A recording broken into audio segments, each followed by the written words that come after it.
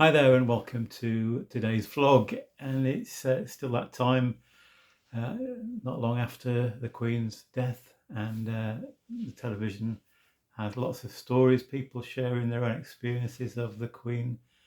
And she seems to have been such a lovely lady in so many ways. And I think people who knew her would say she lived a good life, and much of that came out of her strong Christian faith. I came across very recently, I'm not quite sure where I found this, maybe on social media or something, but uh, 7 ways in which we can live a beautiful life. So I thought I'd just share these 7 ways with you. The first is love others. Jesus said in response to someone's question, the 2 greatest commandments: one, love God with all your heart, soul, mind, and strength, and 2, love your neighbours as yourself. So love, not really so much a mushy feeling, but an act of selflessness, giving to others. So the first way to live a beautiful life is to love others. Secondly, keep forgiving. Really important. I spoke, I think 2 or 3 vlogs ago, about the search for peace of mind, and one of the sites I came across that offered various ways to discover peace of mind suggested that number 2 was to learn the art of forgiveness, and that's so true. When we hold on to unforgiveness, it hurts us. We're the people who suffer most. So 2, keep forgiving. Live generously is number 3. The Bible says, with the measure you give, it's the same measure you'll be received. You receive.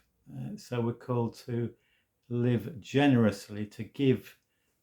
Jesus said it's more blessed to give than to receive. And there is a joy in giving. And if we try and hold on to what we have, then that's not a good thing. Are we living generously? That's number 3. Number 4, respect each and every person. And I mentioned, I think last time, some quotes from Her Majesty the Queen about her Christian faith. And she talked about, she says, Christ's example has taught me to respect and value all people. So though she was in this exalted position, yet she respected and valued people of all different backgrounds. And it's been pointed out how when she was speaking to a person, she gave them her whole attention, was interested in them genuinely. And that's something important. Respect each and every person. So that's number 4. Number 5, treasure beauty. So often we can go around almost with our eyes closed. We don't appreciate the beauty of all that's around us. I've just started reading a book by Matt Baker, who's a TV presenter, and also did this program about the farm where his parents live, where he was brought up. And I'm just beginning to read this book, and he's talking about how he loves to get out into the countryside. Spring is his favourite time of the year, and to see life coming back into the trees and into the flowers, the bursting forth. He says there's nothing better than to see the beauty of creation. And of course, we believe that it's God's creation. In the beginning, God created. So treasure beauty, not just in nature, but in all sorts of ways. Treasure it, appreciate it. Then number 6, love the place God puts us.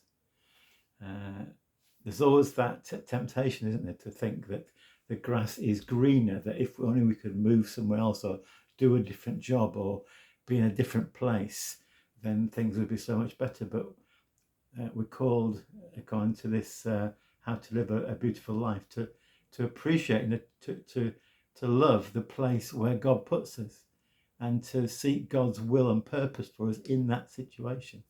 And that's can be a challenge for us, because sometimes we find ourselves in a hard place.